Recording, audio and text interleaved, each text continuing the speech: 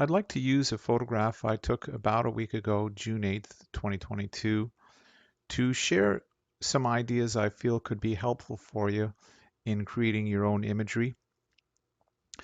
Today I'm going to do something a little bit different. I'm going to show you actually where I took the picture through Google Street View, which I think is kind of cool that you can do that. So let's go to Google Street View. The picture was taken right here in Vancouver. There's downtown Vancouver, and this is where I took the picture.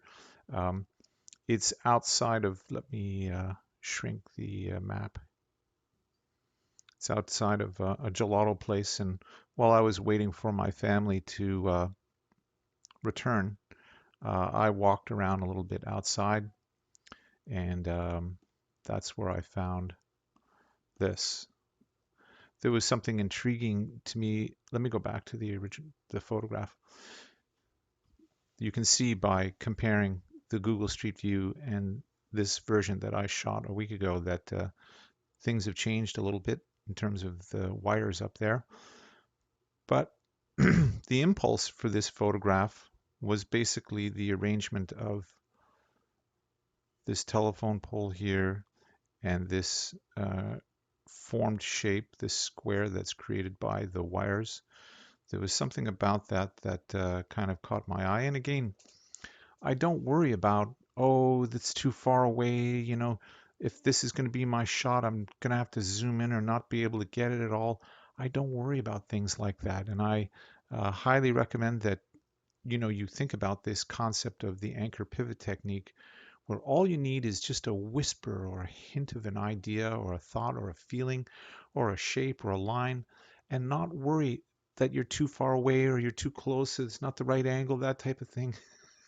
All of those kinds of thoughts that dissuaded me from attempting to create an image and solve the problems. When you have a thought or a whisper or an idea, something that comes to you, you see something and you feel that impulse or inspiration to create something, pick up the camera, look through the viewfinder, and you will be amazed at the things that come to you once you do that. Oh my gosh, I didn't realize this and that, XYZ. And that actually happened to me when I picked up the camera. When I did pick up the camera, the exposure obviously changed because of the bright sky and revealed these lines. Believe it or not, I couldn't see these lines, or maybe they were probably there, but I was so focused on the electrical wires in the foreground that I didn't even notice the curved clouds up in the sky. And it's by bringing up your camera that foreground background relationships are revealed and a whole host of other things. So again, I picked up the camera and started to improvise. And very quickly, this whole idea of the relationship between the telephone poles and this empty space over here, I was thinking the shot was going to be something like within this area here, and it was going to be a balance between this dark, uh, small dark, and large bright. That's what I thought it was going to be. But very quickly, a whole other opportunity presented itself to me. And that's one of the great things about the improvisational flexibility that the anchor pivot method provides. It opens up this possibility to see things, at least in my case, that go beyond the limits of what I think. And I used to feel that this was cheating, that somehow I was creating images that were beyond my capability by happenstance. And I don't know if you feel that way, but I certainly did feel that way. And eventually I just incorporated it into my methodology without any feelings of guilt, because it was so wonderful to improvise and then discover uh, compositions that were not in my repertoire. And using this method, no two shots are the same in terms of their structure or form. I rely on the way things are as they're presented to me to get ideas on how things should be. It's as if, um, you know, someone is presenting to me multiple versions of a shot, and I just get to say, no, no, no. Oh, I like that one. So by moving the camera around, that's kind of what I'm doing is I'm getting a couple of options put before me, and then I get to choose. And this is the one that I chose. So moving next to the subject of structure or form, the way I feel this image is composed is these small dark objects here and here uh, basically serve, and of course these lines here serve to counterbalance the dark sky and the bright clouds, the contrast between the two. And I should also mention this open space here. So basically we can say, that all of these objects here serve to counterbalance this sky. These lines here, I feel, balance themselves. Whether you bisect this picture horizontally or vertically, you can see that there's nearly an equal proportion of these two wires on either side of a vertical split or a horizontal split.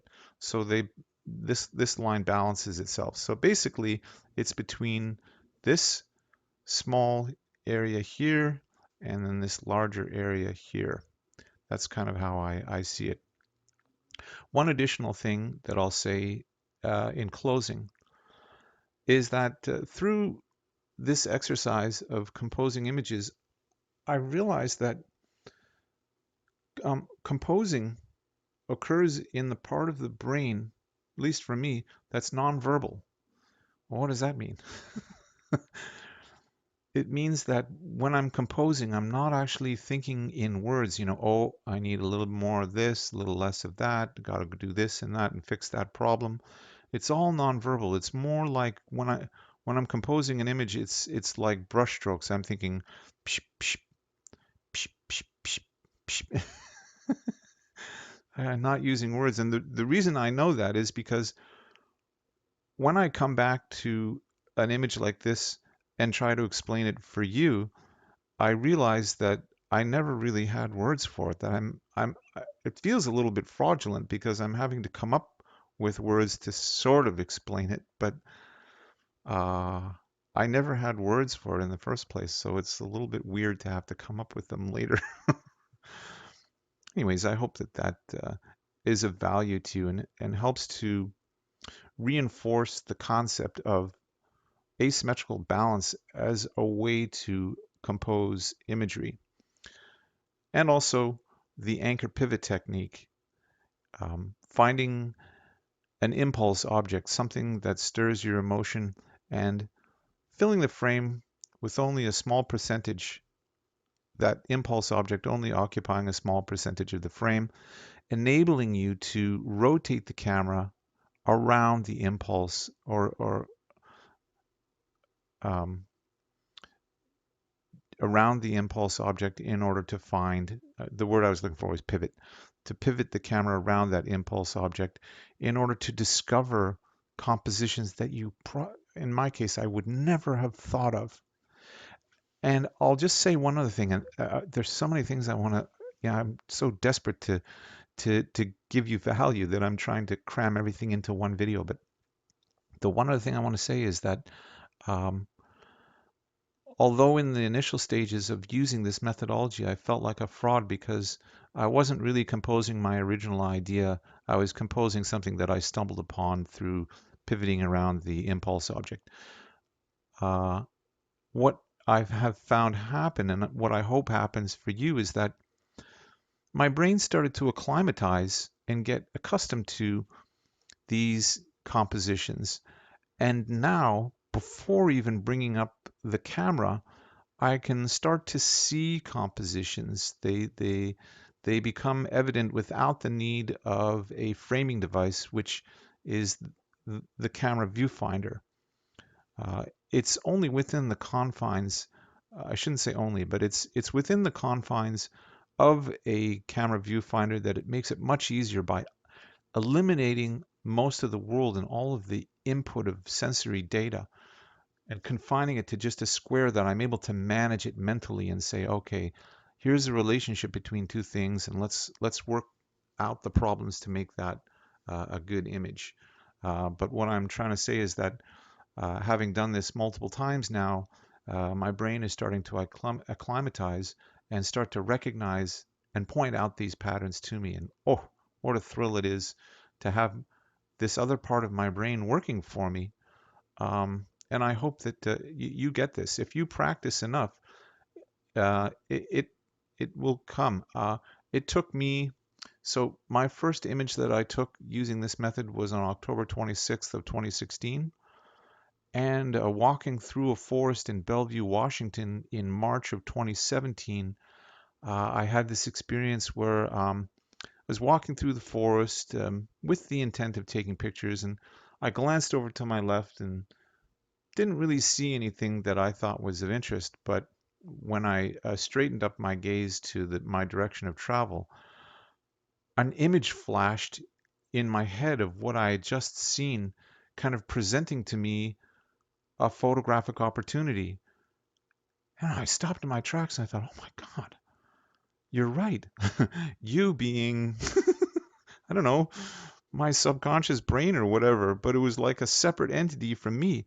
So I turned on my heel, went back a couple of steps, two or three, saw this kind of triangular shape that, you know what, I'm going to try to dig it up for you and show you the image that was this transformative moment to seeing that my subconscious is trained in the exercise of finding compositions for me, ferreting out and bringing things in before me to kind of consider or audition.